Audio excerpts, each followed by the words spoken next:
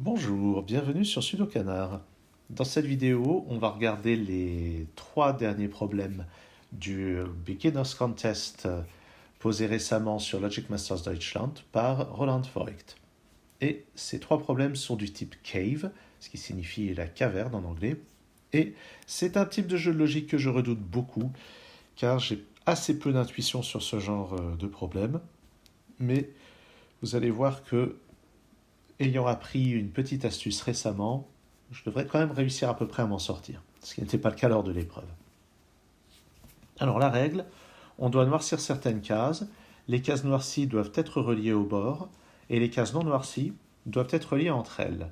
Les cases avec des chiffres doivent être des cases non noircies, et les cases non noircies qui doivent être toutes reliées entre elles forment ce qu'on appelle la caverne.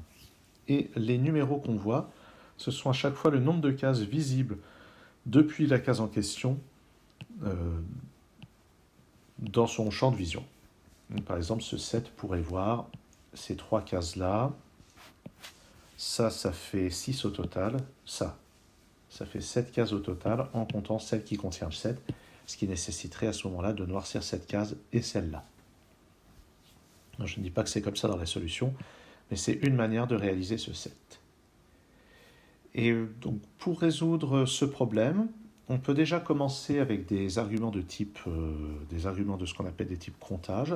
Par exemple, si on voit ce 7, il voit au maximum 6 cases verticalement, donc il doit en voir une au moins horizontalement. Case qui est vue aussi par le 5. Inversement, le 7 ne peut pas aller jusqu'au 2, puisque ça ferait beaucoup trop de cases vues par le 2. Donc il voit au maximum ces cases-là horizontalement. Ça en fait maximum 3, donc il en faut au moins 4 verticalement. Et plus 4 verticalement sur les 5, ça veut dire que celle qui ne sera pas vue sera une des deux extrémités. Toutes celles-ci sont vues par le 7 et celle-là est vue par le 5. Voilà donc un argument de type comptage, chose qu'on applique fréquemment dans les problèmes de cave. Une autre chose qu'on peut remarquer, et ça c'est un autre type d'argument très important à connaître, c'est l'argument du damier. Et cet argument dit que si on noircit ces 2 cases, par exemple, et qu'on ne noircit pas ces cases-là, il va y avoir un gros problème, qui est que pour relier ce point à celui-ci, puisque je rappelle, la caverne doit être d'un seul tenant, je vais être obligé soit de contourner cet obstacle, soit de contourner cet obstacle. Et dans un cas comme dans l'autre, on va avoir une de ces cases noires qui ne pourra pas rejoindre le bord, au contraire des règles. Donc il est impossible d'avoir ce qu'on appelle un motif en damier comme ceci. Et par conséquent, regardons ce 2. Ce 2, pour qu'il voit exactement 2 cases, ça veut dire qu'il va voir exactement une des 4 cases qui sont là et que les 3 autres vont être noircies. Et il est impossible, d'après le théorème du damier, de noircir ces 2 cases, de les noircir toutes les deux, j'entends, parce qu'on devra forcément en noircir une. Donc le 2 va être voisin de ça ou ça, l'autre va être noir, et ces 2 cases noires, ces 2 cases-là, doivent être noircies, ou bleuies, pour ce qui m'intéresse. Et je suis obligé de noircir ceci pour éviter d'avoir un motif en damier. Et inversement ici, pour éviter d'avoir un motif en damier, je suis obligé de ne pas noircir. Bon, à vrai dire, quand on regarde ce 6, puisqu'il est bloqué vers le bas, la seule manière de le réaliser, c'est qu'il voit toutes ces cases. Donc tout ceci, et tout ceci aussi, est dans la caverne. Cette case ici est isolée des autres cases noires, elle est isolée du bord, donc ça ne peut pas être une case noire. On l'inclut dans la caverne. Et on voit maintenant que ce 4 est complet. Ce 5 aussi est complet. Je noircis ceci pour éviter d'avoir un damier. Je ne noircis pas ceci pour éviter d'avoir un damier. Et maintenant le 7, pour qu'il soit au complet, on doit aller jusqu'en bas. Et là, ça devient un petit peu plus coton. Il va falloir voir comment faire pour relier tout le monde et pour laisser la partie noircie se rapprocher du bord. Ça pourrait aller vers le bord par ici, ça pourrait aller vers le bord par ici, ça peut aller vers le bord par ici, a priori. Sauf que si on essaye de passer par ici, on va être obligé de noircir tout ça, et ce 3 ne sera plus réalisable. Ce 3 va forcément emprunter cette case ou cette case. Donc, c'est pas par ici, donc ça va être par là ou par là. Et sinon, qu'est-ce qu'on va pouvoir dire d'autre? On peut se demander ce qui se passe au niveau du 5. Il voit au maximum ces deux cases-là horizontalement. Et on peut voir que s'il voit ces deux cases-là, eh bien, en fait, s'il voit cette case-là, simplement, ça va bloquer ici, pour que ce 2 soit puisque ce 2 sera au complet. Donc, il devra voir tout ça. Inversement, si j'essaye de faire aller le 5 par ici, qu'on ferme le 2 ici, pour éviter le damier, on fait ça. Le 3 va là. Et le problème, c'est qu'ici, je n'ai plus de solution possible. Parce que si je noircis, ça crée un damier. Et si je ne noircis pas, mon 3 voit trop de cases. Donc il n'est pas possible que le 5 monte. Ce qui fait que pour compléter ce 5, on doit faire ça. Ce 3 est maintenant complet. Je descends pour que cette case noire soit reliée au bord. Le 4 est obligé de faire comme ceci. Et je suis obligé de noircir ceci pour que les cases noircies soient toutes connectées au bord. Et voici donc la solution de ce problème de Cave. Regardons le suivant.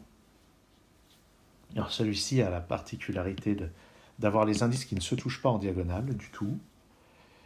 Et d'avoir cette disposition assez remarquable en carré oblique.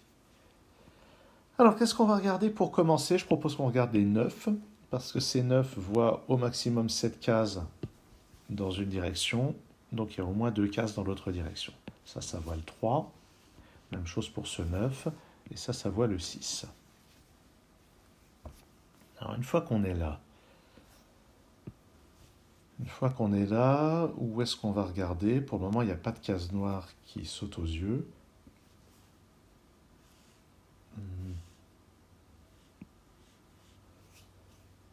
Qu'est-ce qu'on peut regarder? On peut regarder si ça, c'est avec le 6, ça aura un gros impact. Est-ce que ça peut être noirci? Qu'est-ce qui se passe si je noircis cette case? Je vais le faire en rouge. À ce moment-là, pour éviter le coup du damier, je dois prolonger le 3 comme ça et comme ça. Et donc ça fait que ce 3 est complet, ce 3 est complet, ce 3 est complet, et j'ai créé ici un damier. Donc c'est impossible. Donc forcément on passe par ici. Ce qui veut dire que ceci c'est complet. Je vais devoir donc noircir ici, ici et là. Et pour éviter le motif de damier, je noircis tout ça. Maintenant ce 3 voit déjà 2 cases. Il ne peut pas voir celle-ci parce que ça lui en ferait 4 avec ça. Donc, damier ici. Je noircis ça pour que ça rejoigne le bord.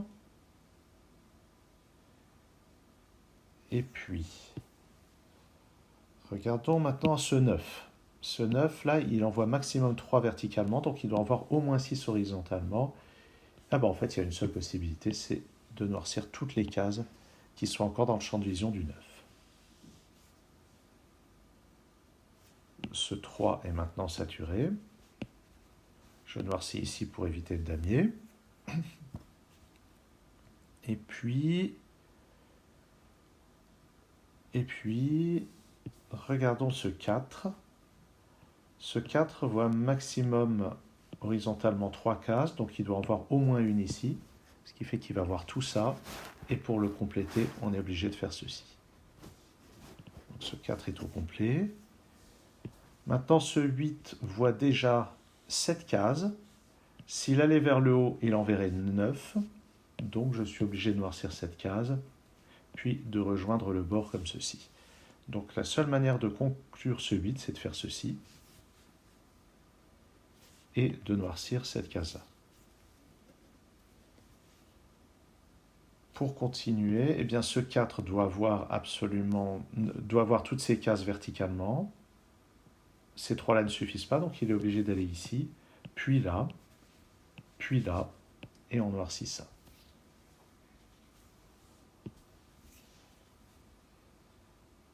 Arrivé là, c'est presque terminé. Pour la petite histoire, quand j'ai cherché ce problème pendant le concours, je l'ai raté 3 fois sur une période d'environ une demi-heure. Je ne connaissais pas l'astuce du damier, ça change vraiment tout. Alors regardons ce 9. Pour le moment, il voit 6 cases, il lui en faut donc au moins 3. Maximum 2 à droite, donc au moins une à gauche. Et puis, la grande question, c'est comment est-ce que ça va rejoindre le bord? Est-ce que c'est par là? Ah bah par là, c'est plus possible. Donc c'est forcément par là. Ce qui fait que ce 4 voit au maximum une autre case ici, donc il doit voir au minimum ça. Et puis, comment est-ce qu'on va conclure? Comment est-ce qu'on va fermer? Ce 9, maintenant qu'on a fait ça, oui, maintenant qu'on a fait ça, ce 9, il en est à 7 cases, éventuellement 8, mais il doit avoir au moins celle-ci. Et le 3 ne peut pas descendre, parce que sinon ça lui ferait 4 cases en vision. Donc je dois noircir ceci, je rejoins le bord, le 3 se termine comme ceci, le 4 se termine comme ceci, et je crois que mon 9 est complet. Oui, le 9 est complet, donc je dois noircir cette case-là. C'est donc pour une résolution de ce problème cave. Ça change vraiment tout de connaître cette astuce du damier. Passons au dernier problème, que je n'ai même pas réussi à entamer pendant l'épreuve. On va voir si je fais mieux, j'espère. Donc, dans ce cas-là, on va commencer par ce 8. 8, c'est la hauteur ici. Alors, il se pourrait très bien que le 8 voit tout ça. En tout cas, ce qui est sûr, c'est qu'horizontalement, il ne va pas en voir énormément à cause de ce 2. Il ne peut pas aller jusque là, ni jusque là, puisqu'il serait pas séparé du 2.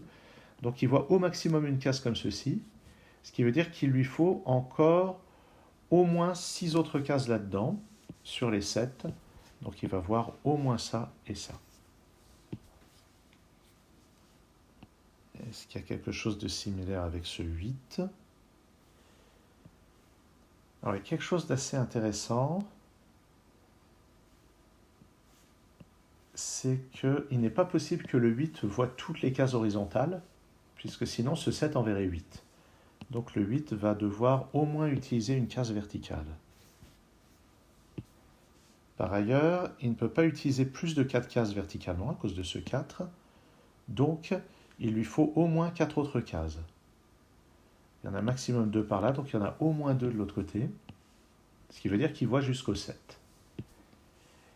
Et là, ce qu'on peut remarquer, c'est que le 7 voit autant de cases horizontalement que le 8. Donc il va voir une case de moins verticalement. Et imaginons que le 8 aille jusqu'au 4. S'il fait ça, alors je suis obligé de fermer ici. Et le 7 doit avoir exactement 3 cases. Mais c'est impossible. S'il voit 3 cases, il voit le 3 aussi. Et à ce moment-là, on a une contradiction. Donc il est impossible que le 8 aille voir jusqu'au 4, ce qui veut dire qu'on doit fermer cette case-là. Et à cause du damier, on doit faire ça. Et puis, puisque le 7 voit une case de moins verticalement que le 8, je dois aussi noircir celle-ci. Je dois noircir ça pour que cette case noire puisse avoir une chance de rejoindre le bord. Et maintenant, le 7 voit exactement cette case horizontalement, donc il doit voir au moins celle-ci et au moins celle-là. Il restera à déterminer si c'est celle-ci ou celle-là qui est vue. Où est-ce que je vais regarder maintenant? Ce 6 est complètement limité horizontalement, donc il doit avoir 6 cases verticalement, il voit au moins ces 4-là. Les 2 qui lui manquent sont soit ces 2-là, soit ces 2-là, soit une dans chaque point. Est-ce qu'il y a quelque chose qu'on peut voir avec le 4, avec le 5? Rien qui me saute aux yeux. ce 5, ce 4.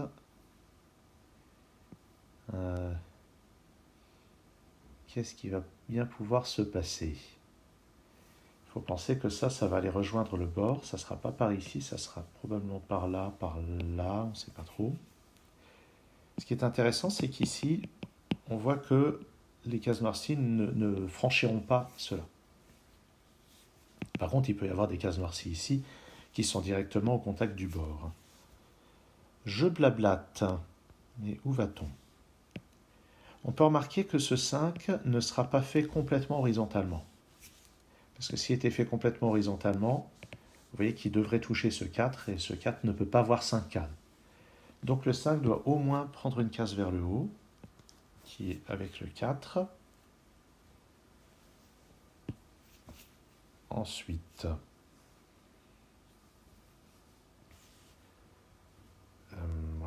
ensuite quoi? Celui-ci était plus difficile. Oh, le coup du damier! J'avais raté le coup du damier. Je suis obligé de voir ça. Donc ce 5 voit déjà 4 cases. Il lui en faut soit encore une là, soit une là.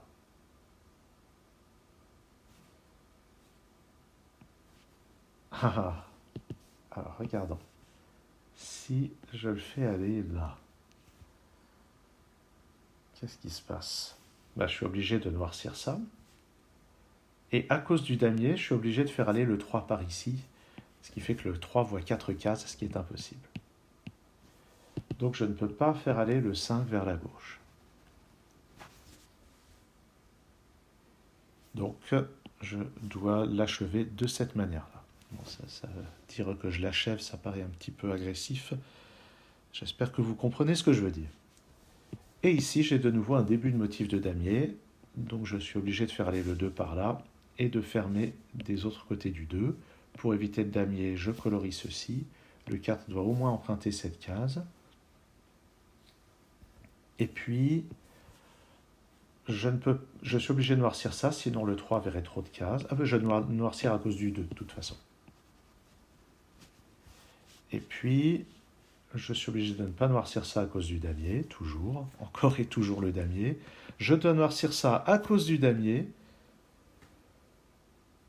Et le 3 voit déjà 2 cases, donc je ne peux pas le faire aller ici, ça ferait 4 cases, donc je dois noircir celle-ci.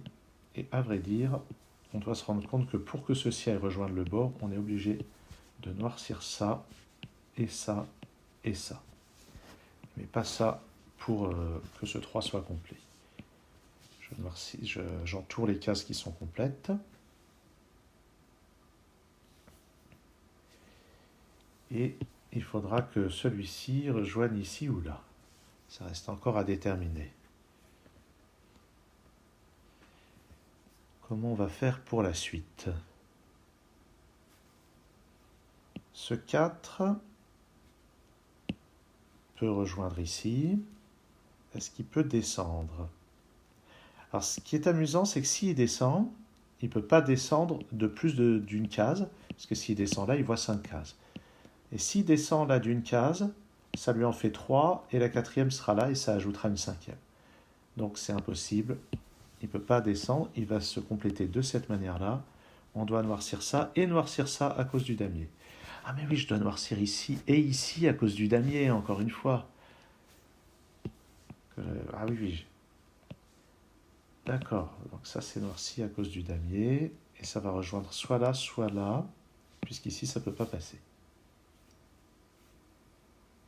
Maintenant, ce 5 est très limité, il a une seule case vers le haut, donc il est obligé de rejoindre par là.